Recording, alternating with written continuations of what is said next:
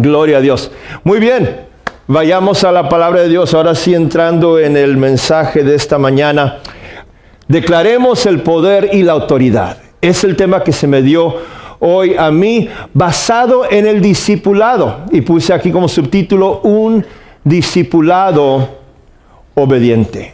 Declaremos el poder y la autoridad por medio de un discipulado obediente. Oremos juntos. Señor Santo, toda la honra y la gloria sea tuya en este día y siempre. Señor, estamos ante tu presencia con nuestros rostros humillados. En primer lugar, porque no somos dignos de verte cara a cara. Pero Señor, porque queremos enseñarte la reverencia que tú mereces. Y porque queremos que tú nos acompañes en este momento, en este paseo por tu palabra. Gracias, Padre, porque ya has sido con nosotros en esta mañana. Gracias porque ya hemos tenido la oportunidad de platicar de lo que tu Hijo, Jesús, le dice a la iglesia en Teatira y a la iglesia en Highland Oaks, como veíamos esta mañana. Y ahora, Señor, queremos oír lo que tu Hijo tiene que decirnos acerca de ser discípulos obedientes y de esta manera declarar mejor el poder y la autoridad que tú nos das. Que este sea el objetivo, que este sea el propósito de esta plática, Señor, de esta discusión que tendremos juntos, y que como resultado salgamos de aquí, Señor, llenos de poder y autoridad que viene de tu Espíritu Santo para ser discípulos más obedientes, más fieles a ti, día con día. Para tu honra y gloria, en el santo nombre de Jesús oramos. Amén. Gloria a Dios. Declaremos el poder y la autoridad por medio de un discipulado obediente. La palabra de Dios nos dice en Lucas capítulo 9, versos 1 al 2 de la siguiente manera. Dice, habiendo reunido a los 12, Jesús les dio poder y autoridad para expulsar a todos los demonios y para sanar enfermedades. Entonces los envió a predicar el reino de Dios y a sanar a los enfermos. En otro pasaje que nos habla del mismo momento, dice, y para que estuvieran con él. Nosotros, hermanos, tenemos un poder y autoridad sobrenatural. No estamos hablando de fuerzas humanas, no estamos hablando de autoridades terrenales. Estamos hablando de una fuerza y una autoridad que solamente puede venir de Dios, como vamos a ver más adelante. Estamos hablando de algo que nos ayuda, como dice aquí, para expulsar demonios y sanar enfermedades. Y algunos vemos esto y pensamos, bueno, pues esto obviamente está hablando de allá del primer siglo, porque era cuando sacaban a demonios y era cuando sanaban las enfermedades imponiendo las manos en una manera milagrosa. Eso ya no pasa hoy en día. ¿Estamos seguros? ¿Estamos seguros de que esos tiempos han pasado por completo? Si acaso la sanidad milagrosa ya no existe, entonces ¿para qué oramos? Cuando nosotros le oramos al Señor, ¿qué no le estamos pidiendo una sanidad milagrosa? ¿Qué no estamos pidiéndole que nos ayude a expulsar los demonios del pecado y de la adicción? Y del alcoholismo y de la drogadicción y de tantos problemas que tenemos en este mundo, los problemas de nuestros matrimonios, la desobediencia de nuestros hijos, los demonios que causan todo eso, los demonios que son ese pecado en nuestras vidas, que no le pedimos a Dios que milagrosamente expulse, saque esos demonios de nuestras vidas. Claro que sí. Efectivamente estamos pidiéndole a Dios que nos haga un milagro. Y es más, cuando nosotros hemos sido reunidos por Jesús como los 12 originales discípulos, hermanos, Él nos da un poder y una autoridad especial para hacer estas cosas, para poder pedirle a Dios que nos ayude con esta expulsión de demonios y de enfermedades, sanidad de enfermedades, y que Él haga grandes milagros para nosotros y para otras personas por quienes nosotros oramos. como intermedios, discípulos de Jesús. Es parte de nuestra función como sus discípulos. Por definición, un discípulo es una persona que es seguidor. Es una persona que hace lo que el Señor enseña. Es un estudiante de Cristo. Los discípulos de Jesús estamos buscando siempre entender y comprender y conocer mejor a Cristo para poder entender cuál es la voluntad de Dios en nuestras vidas y ponerla en práctica. No es muy complicado esto, no es muy complicada esta relación. Es realmente algo fundamental y básica. Todo cristiano debe ser un discípulo de Jesús. Pero ¿por qué menciona a los discípulos aparte de simplemente los creyentes? Porque es posible, hermanos, creer en Jesús. Es posible inclusive bautizarnos porque creemos que Cristo es el Hijo de Dios. Pero si no nos cometemos a estar reunidos por Jesús y estar estudiándolo a Él, aprendiendo más de Él, conociendo mejor quién es Él y practicando su voluntad en nuestras vidas, ¿podemos decir que somos realmente discípulos si no hacemos esas cosas? Un verdadero discípulo de Jesús tiene que buscar, tiene que estudiar, tiene que conocer mejor a Cristo. Y si no lo estamos haciendo, quizás seamos cristianos por nombre, cristianos débiles, cristianos inmaduros o no desarrollados, pero discípulos solamente lo somos cuando nos convertimos en verdaderos estudiantes, alumnos de Jesús. Él siendo nuestro maestro, nosotros sus seguidores y sus estudiantes que estamos aprendiendo de Él. Entonces los envió. Entonces, ¿cuándo? Después de que los había reunido, después de que los preparó y les dio este poder y esta autoridad. Jesús con sus discípulos se asegura primero de que ellos estén listos, de que estemos listos con el poder y autoridad que Él nos da, y luego, una vez que estamos listos, nos manda que salgamos, y dice que somos enviados a predicar el reino de Dios y empezar con esta sanidad del pecado y de la enfermedad que hay en el mundo, orando al Señor que bendiga a las personas a quienes tocamos. Es interesante que Jesús usaba mucho lo que era la sanidad milagrosa o divina, sanidad de enfermedades físicas en el Nuevo Testamento. Pero ¿saben qué? El propósito de Jesús no era sanar la enfermedad física. Si así lo hubiera sido, Jesús con un solo pensamiento, con una sola palabra, pudo haber terminado todas las enfermedades de todos los tiempos en la humanidad. ¿Por qué no lo hizo? Porque su propósito aquí no era de venir a quitar toda la enfermedad física de este mundo. Este mundo no sería este mundo si no existieran estos problemas y estos desafíos en nuestras vidas. Las enfermedades son parte de la experiencia humana.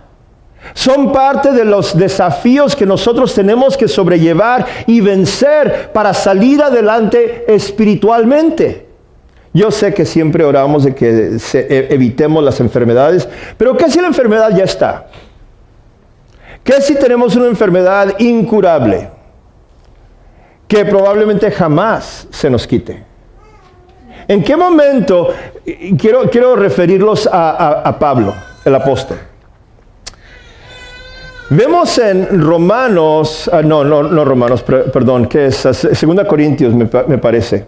Cuando habla Pablo de la espina que tenía en el cuerpo, ¿se acuerdan? Y no sabemos qué era. Muchos han especulado que quizá él quedó ciego, con la vista dañada después de conocer a Jesús en el camino a Damasco, ¿verdad? Después de encontrarlo. Es una especulación. Otros dicen que tenía cáncer, que Pablo estaba muy enfermo de cáncer. Realmente no sabemos.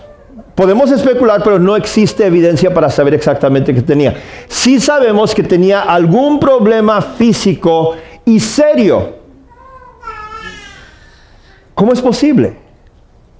Pablo, podríamos argumentar que fue el predicador más grande de todos los tiempos, con la sola excepción de Cristo mismo.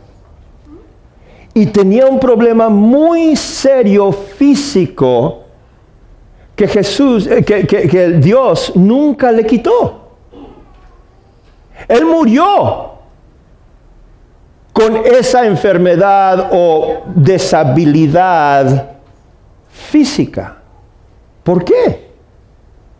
Es más, cuando Pablo le pide a Dios que se la quite, dice Pablo bien claro en ese pasaje, 2 Corintios capítulo 10. Dice bien claro, 3 veces le pedí que me la quitara. Y después de eso, Dios me dijo, bástate mi gracia. Lo más interesante para mí, cuando veo ese pasaje, me asombra, no que Dios le dijera, bástate mi gracia, claro que es la respuesta de Dios, ¿verdad? Es lo que esperaríamos que Dios dijera. Lo más increíble es que Pablo pidió 3 veces y dejó de pedir. Nada más 3 veces le pidió. Y una vez que Dios le dijo, tú vas a tener este problema para siempre en esta vida, que te ayude, que te humille, que te permita ser un siervo más fiel a mí. Pablo comprendió algo muy especial. Esa enfermedad no era una maldición para él. Era una bendición. La sanidad que Pablo tuvo no fue de que se le quitara la enfermedad física, fue de que la enfermedad física se convirtiera en una bendición para él. Nosotros a veces tenemos enfermedades. Algunos de nosotros nunca se nos van a quitar.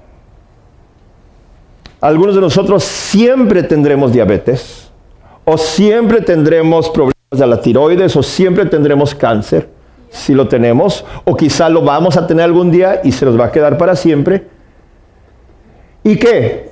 ¿Perdemos nuestra fe porque no se nos sanó milagrosamente? ¿O comprendemos que Dios nos dice, bástate mi gracia? Si eres un verdadero discípulo de Jesús, le das gracias a Dios por ese cáncer. Me acerca más a ti, Dios.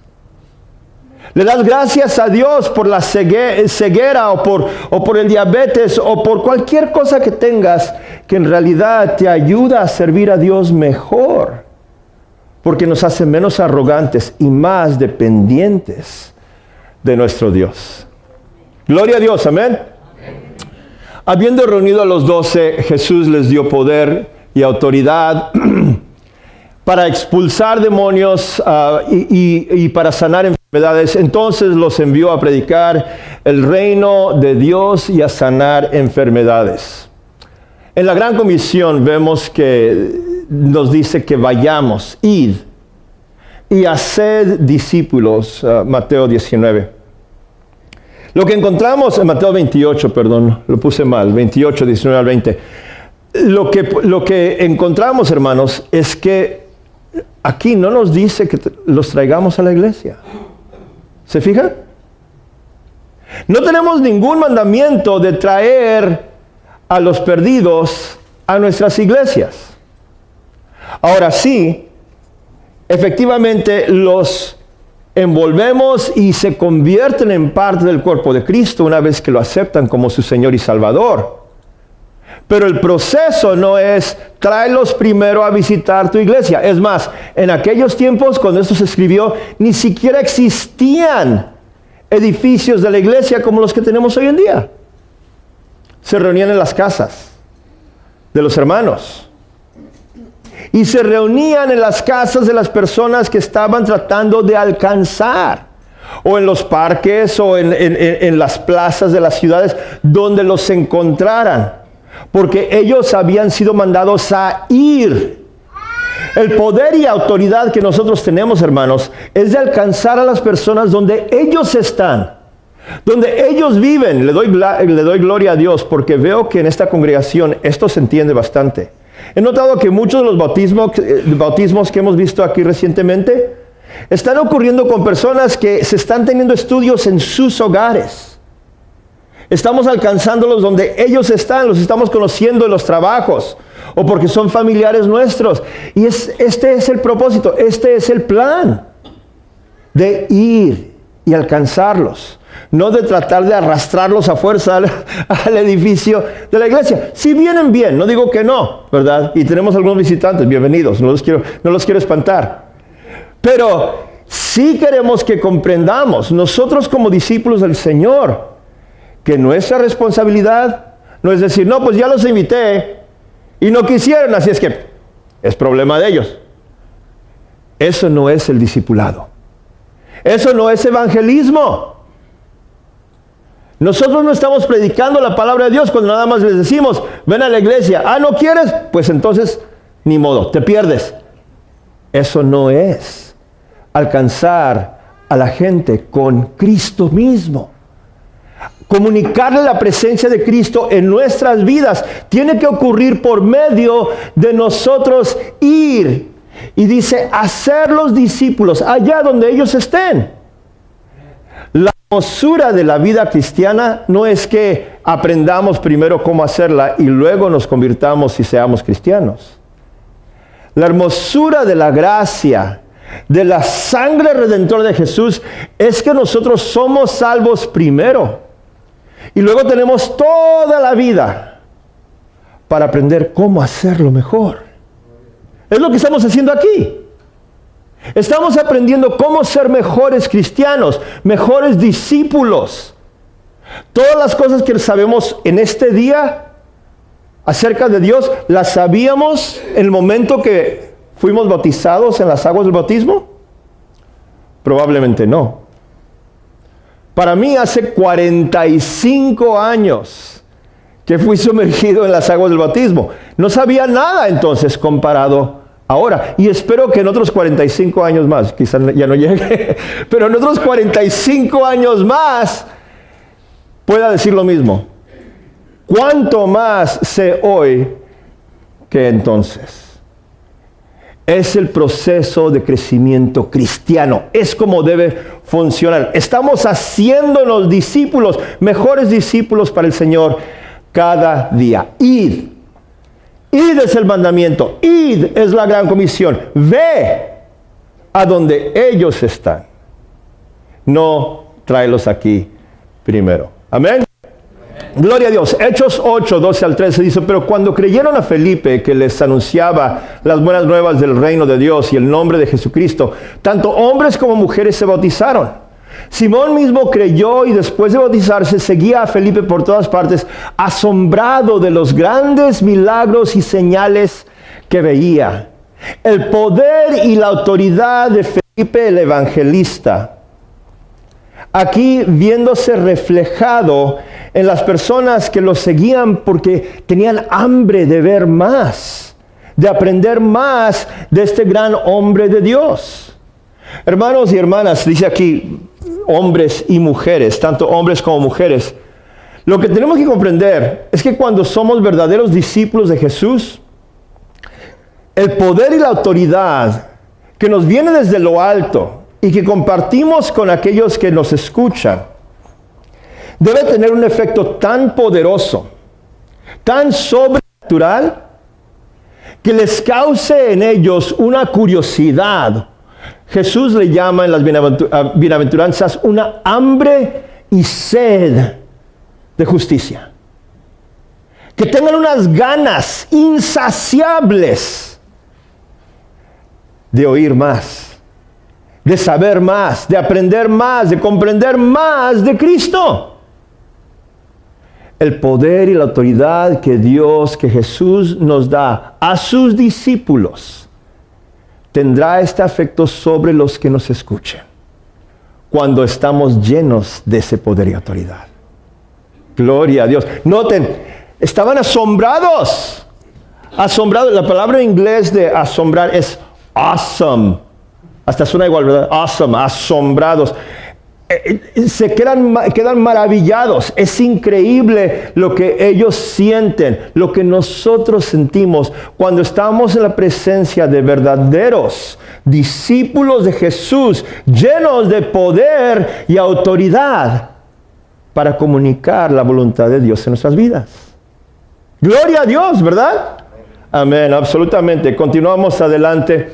Jesús ora por sus discípulos en Juan 17:9. Este pasaje me fascina por muchas razones, pero creo que nos ayuda a entender este punto que vemos de que estaban llenos de poder y que la gente estaba asombrada por lo que sucedía con ellos. Juan capítulo 17, versículo 9. El capítulo 17 de Juan en su totalidad es la oración más completa que tenemos de Jesús.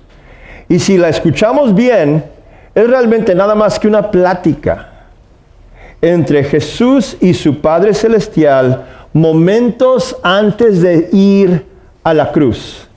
Creo que esta es la razón por la cual este pasaje es más especial todavía, porque es lo que Jesús platica con su Padre Celestial poquito antes de morir. Dice así, en el verso 9, ruego por ellos, no ruego por el mundo, sino por los que me has dado, porque son tuyos. Jesús orando por sus discípulos en aquel tiempo, y podríamos decir, bueno, pues sí está orando por Juan y por todos aquellos grandes hombres de Dios, ¿verdad?, que vemos usados en maneras poderosas, porque habían pasado 3 años y medio con Jesús. Tenían una experiencia muy especial. Estaba orando por ellos, sí, claro. Pero luego, más adelante, verso 20, Jesús mismo sigue hablando, sigue platicando con su Padre. Dice, no ruego solo por estos. No estoy rogando nada más por los 12. Dice, ruego también por los que han de creer en mí por el mensaje de ellos. ¿Quiénes son esos? Nosotros. Amén, nosotros. Nosotros somos los que hemos creído por el mensaje de aquellos 12. Empezaron un fuego, una revolución espiritual que continúa hasta este día.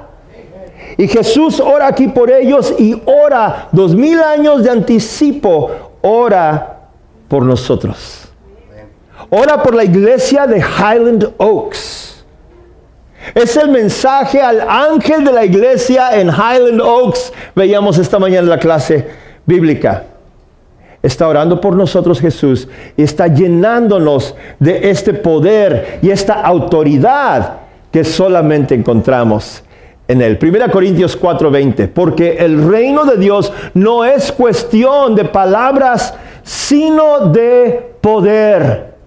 Esta palabra poder, hermanos, que indica fuerza, fortaleza, en inglés strength, muchas cosas que podemos imaginarnos cuando hablamos de poder, pero estamos hablando de una energía, una fuerza y sigo usando la palabra sobrenatural. Estoy hablando de algo más allá de los límites humanos, más allá de la naturaleza humana, sobrenatural, más allá de lo natural para nosotros.